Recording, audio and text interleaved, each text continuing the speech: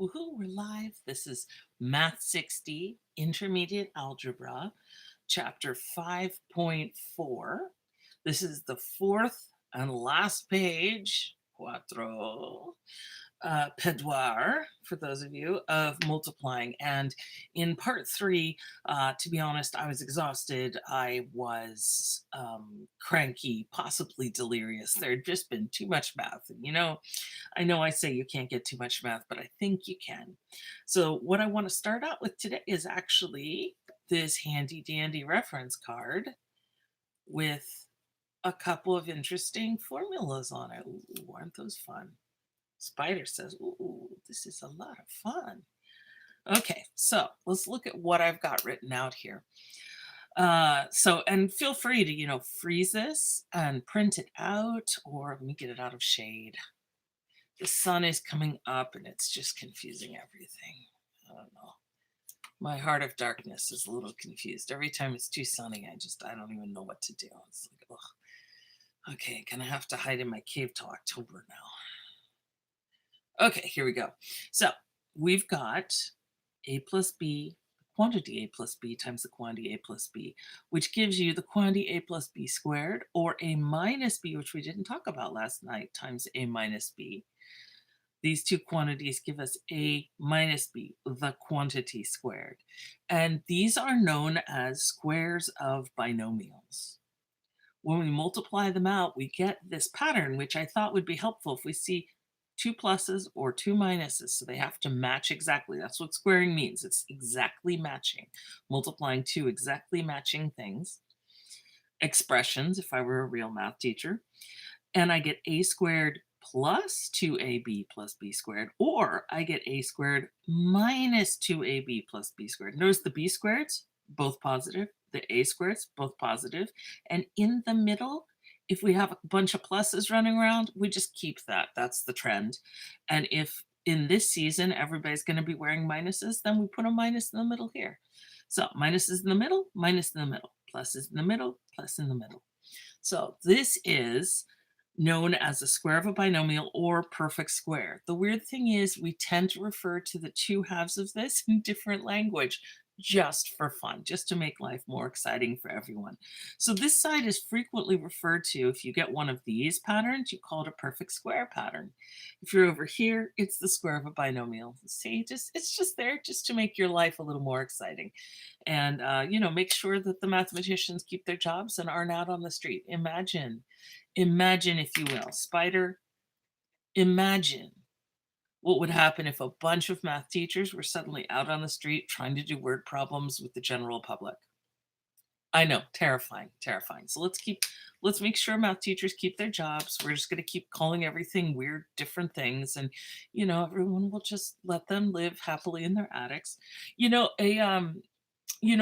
you properly feed a mathematician, they can live in your attic without disturbing anything for decades, really. And every now and again, they'll come running down the stairs, or you hear them shouting out a window that they've discovered something. Don't worry about it. It will pass. It will pass. There's lots of math. So it's not like they're going to try to come out and explain it to you. Okay, so the second one that's interesting, and again, I do encourage you to freeze frame this and print it or memorize it or tattoo it on your arm. This would be a pretty cool tattoo. I bet, all the ladies and the gents would probably be really into a tattoo like this. I certainly would want to sit next to you during the test. Over here, I've got the product of a sum and a difference, a plus b, a minus b. Now, keep in mind, because this is multiplication, remember we've got the commutative property that tells us I could take these two things and switch the order. So the minus could come first. It does not matter. Plus first, minus first, as long as you've got one plus and one minus. Now, notice that because they don't match, they're not a square. So it's not like up here where we got squares, because they match both pluses, both minuses. This is like you're trying to, it's kind of like a buffet. It's a math buffet. You're taking one plus and one minus and just kind of mixing it up to see what kind of a salad you can get. And in fact, you get that thing that I got so excited about last night. It telescopes in. The middle term that we have here disappears, because remember, one of them is negative, one of them is positive. One of them has a minus, one has a plus, and so they cancel out. So we just get a squared minus b squared. Now again, so that mathematicians can keep our jobs, we do refer to these differently. So this is the product of a sum and a difference, and this is a difference of squares. Okay, so you got to remember that because now we're going to go, and I'm going to keep mine right just right above here so I can cheat totally, and you guys will think I just have it all memorized. So now we're going to go through a bunch of these problems. Oh. This is going to be fun. Trying to make this squared up perfectly is, oh, that's a fun job. What we're going to do is we're going to try to go through and identify whether we have a perfect square or a square of a binomial, or whether we have a product of a sum and a difference giving us a difference of squares. So let's go through, and I will tell you, I'm using the formulas here just to give you some practice with that. But honestly, you're welcome to use the F word. You're welcome to use FOIL anytime you want. You do not have to memorize the formulas. The formulas are sometimes helpful. And the further you're going to go in math, the more you need to know the formulas. If you're done after algebra 2, intermediate algebra, then, multiply any way you can. So first problem, there's a minus and a plus. There it is. I switched the order, but this is still 1 minus, 1 plus. All the other terms, the ones match. The 4x's match. We just have a difference of signs inside. That means we've got that product of a difference and a sum. So I'm going to write it out. And I'm going to write it out the other way just to be exciting because it's morning and I feel a little more hopeful about the world. It's sunny. But I'm still feeling hopeful, even if it's sunny, It can't be a perfect day. So let's take a look at this. This would mean that 1 corresponds to A and 4x corresponds to B. Let's check it in the second one. 1 plus 4x. Yep. So in other words, A in this case is going to be 1 and B is going to be 4x. And let's look at what the pattern is. The pattern says take the very first one, the ones, and square them. And then take the second term, which is the 4x, and square it and put a minus in the middle. Now, I know this seems very cumbersome when we write it all out, but once you have these formulas memorized, it goes really fast. I mean, as fast as math can go. Okay, there's our answer. I know it's kind of like, oh, that's it. Yep, that's it. Now, here's the thing. If this is making perfect sense, I want you to always also be considering, if I started out with this, could you figure out how to get your way back here? Could you be like, ooh, I got 2 terms. There's some squaring going on. There's a minus in the middle. I bet this is that difference of squares we were talking about. And I bet the first term was a 1 and the second term was a, let's see, 16 is the square, so we get 4. And this is x squared, so if x squared, so I get 4x. So be thinking that. How do you go backwards with these formulas? Next up, number 2, we actually explicitly have a square, which tells us we have 1 minus 4x written 2 times, exactly the same way. And I've run out of room foolishly to write my formula, so I'm going to write my formula here. A minus b times a minus b, which is that a minus b squared. And I should say a minus b, the quantity squared. A minus b, and that formula, a squared minus 2ab plus b squared. So the formula is going to go below. Again, my a matches up with 1, so this is going to be 1 squared minus 2 times 1, there's the a, and then the b is 4x. Now, some people are like, wait, maybe it should be a minus 4x. Nope. The formula has the minus in it, so the b is just purely the 4x.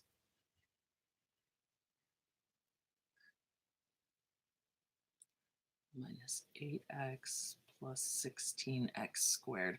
Okay, ooh, let me move this over a little tiny bit so you can actually see the end of the problem. Like there's any end math. So I get 1 minus 8x plus 16x squared. And again, I would like to encourage you, please, go ahead. And if this direction makes sense, going from left to right, consider going from right to left and seeing if you can work it out backwards.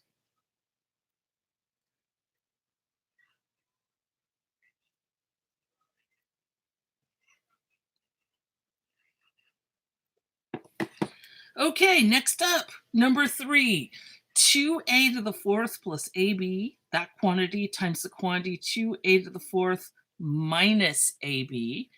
So we check, 2a to the fourth matches, ab matches. I've got one with a plus, one with a minus. This is going to be that product of a sum and a difference. That's a plus b times the quantity a minus b. And that's going to give me, and this one I find to be the easiest and most satisfying of the formulas, just because all we get is a squared minus b squared.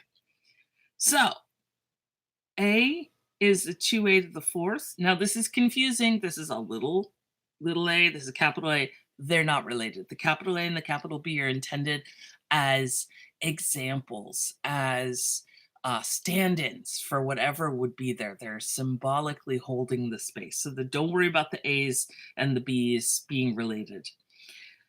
So, okay, I've got a squared minus b squared. I'm going to write it over here.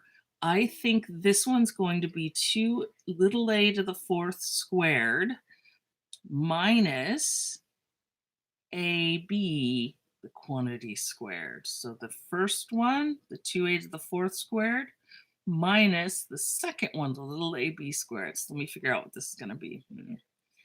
I think this is, remember, we're going to Oprah the square to everybody.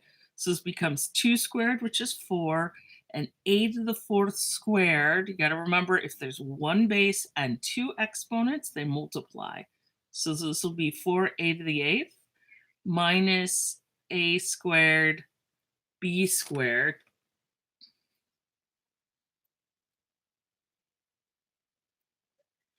Okay, next up. Very similar one, but this one is the perfect square. Oh, I haven't been boxing things, have I?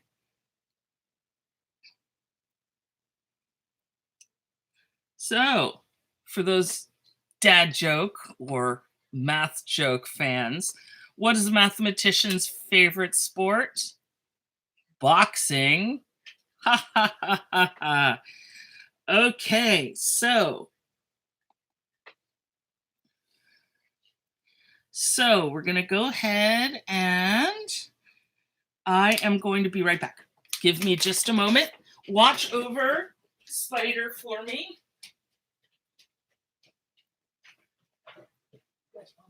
Okay.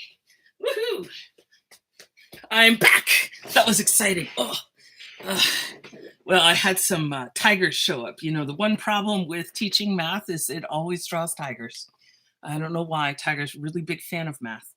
Okay, right about now, I'm realizing how small I printed this out. So I'm running short of room, but let's see what we can do to get this written in. So this is 2a to the fourth plus ab, but the whole thing's going to be squared. So we have 2 matching binomials. Oops.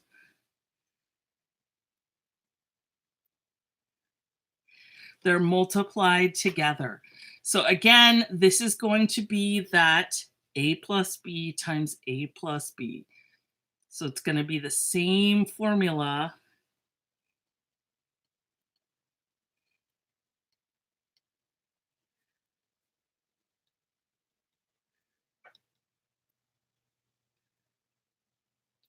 That we had on the previous page. Very similar to this one, but this one had the minus in it. Okay, so for this one, I've got it's slightly complicated. A squared plus 2ab plus b squared. My a is 2a to the fourth. And then I've got my 2a to the fourth again. Then I bring in my b. My b is that little ab. And then the ab squared. Okay. Oh, I really regret how little space I gave myself. Apparently, I thought I was going to be able to do this like a magician.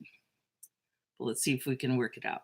Now, when it gets this complicated, there's a good chance that using FOIL would probably be easier. If you remember FOIL, we just do first, outer, inner, last, and you're done.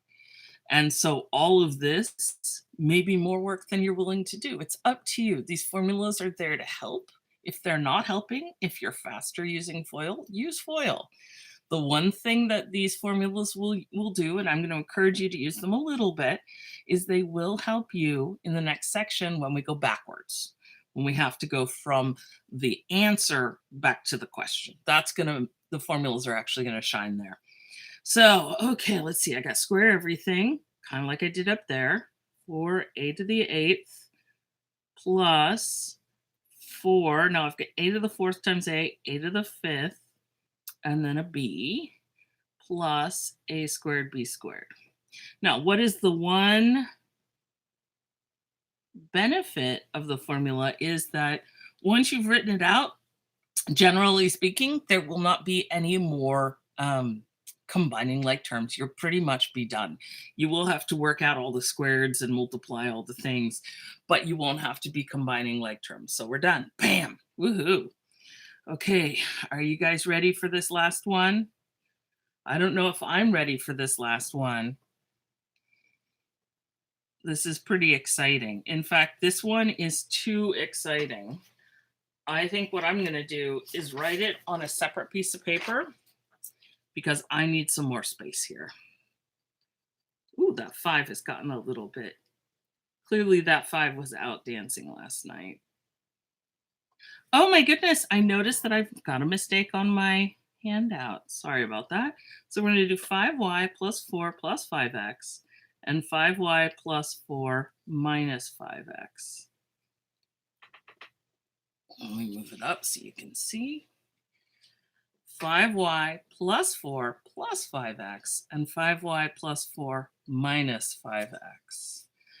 Okay, shall we do this one? This is pretty exciting. I'm going to make a note in the notes here on the next page. So people just reading the notes will know. And then let me move this page out of the way. And let's actually get started. Okay. Ooh, so what are the ways to multiply this? Well, one way to multiply this is what we did before. This is a trinomial times a trinomial. And you're going to say, wait a minute, we were just dealing with binomials. What the heck is going on? And the answer is, yeah, these are trinomials. So if you want, split this one up. The 5y times the whole thing, the 4 times the whole thing, the 5x times the whole thing. That would be absolutely fine. Or, and here's what I'm going to try to encourage you to see. And this is the thing. Mathematics is made up of patterns. And the trick here is to notice the patterns. And the thing that I noticed is that these are almost the same, except there's a plus here and a minus there, which looks an awful lot like that a plus b, a minus b. And so here's the thing. I'm about to do something that is probably not worth it. Honestly, multiplying the two trinomials, you already know how to do that. If you can do it and you can do it well, awesome. However, if you see this and if you know how to use this formula, it gives you just an extra tool, an extra approach when things get weird. So this is the way I'm going to rewrite it. Oh my goodness, my 5s. I don't know what's going on with my 5s, but they've had a long night.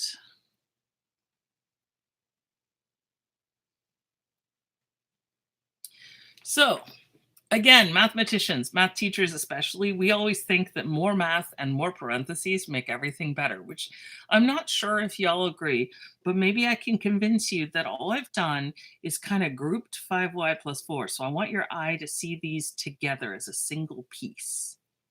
There's the 5y plus 4. So then I've got this thing plus 5x, and this thing minus 5x.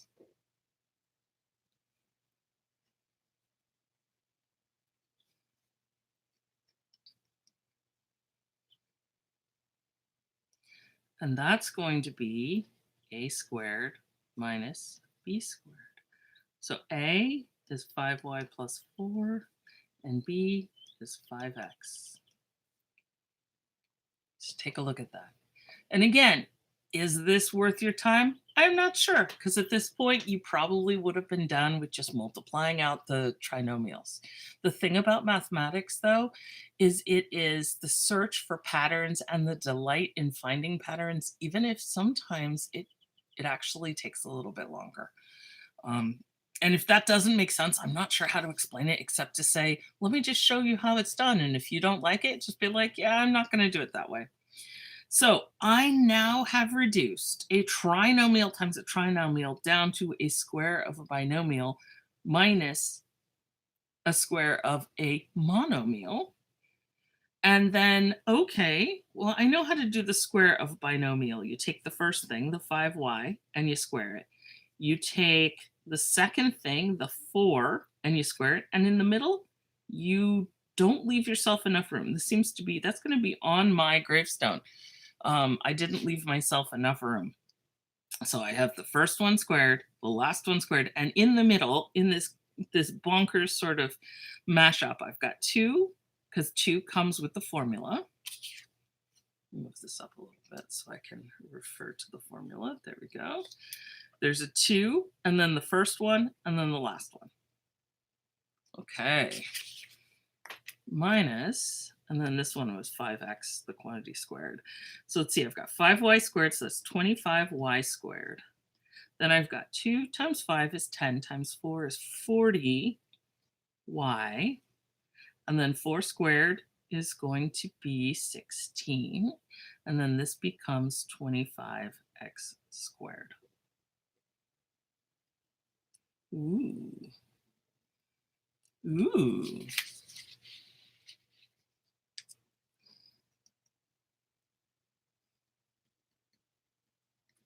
And I know that this video is now going way over time, but what I'd like to do is go ahead, and you, of course, that's the great thing about you. You can fast forward this if you feel like it. But what I'm going to go ahead and do is show you how to do this using just the multiplication of trinomials, in case you feel like it. The 5y comes out and multiplies times everyone. The 4 comes out, multiplies times everyone in the second one. And the 5x comes out here, 5y plus 4 minus 5x. So basically, I just multiply the second trinomial times pieces of the first trinomial. So now I just have to start using distributive properties. So 5y times 5y, 25y squared. 5y times 4, 20y. 5y times negative 5x, negative 25xy. 4 times 5y, 20y. 4 times 4, 16. 4 times negative 5x, negative 20x. 5x, let me scooch this over so we'll have room. 5x times 5y plus 25xy. 5x times 4 plus 20x. 5x minus 5x, negative 25x squared. Oof, hopefully I haven't made any mistakes here. Now, as you can see, this went pretty fast, but this is just a mishmash.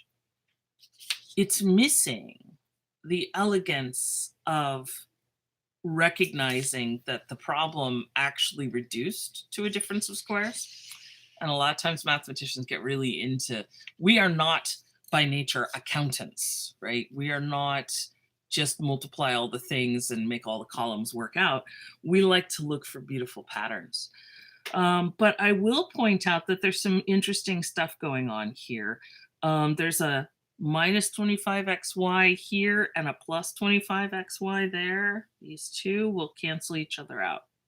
And there's a minus 20x and a plus 20x, and these two will cancel each other out. So I think I get 25y squared. I've got this 20y and that 20y makes 40y. Then I've got the 16. And then over here, I've got the minus 25x squared. So you get the same answer. And oh, my poor thing is not quite big enough to show you everything at once. There we go. You get the same answer that we got above, possibly a little faster, but without all the grace and elegance. Okay, the rest of this section will be in the next video, and then we'll be done multiplying polynomials. Psych, you're never done multiplying polynomials. There's always polynomials to multiply.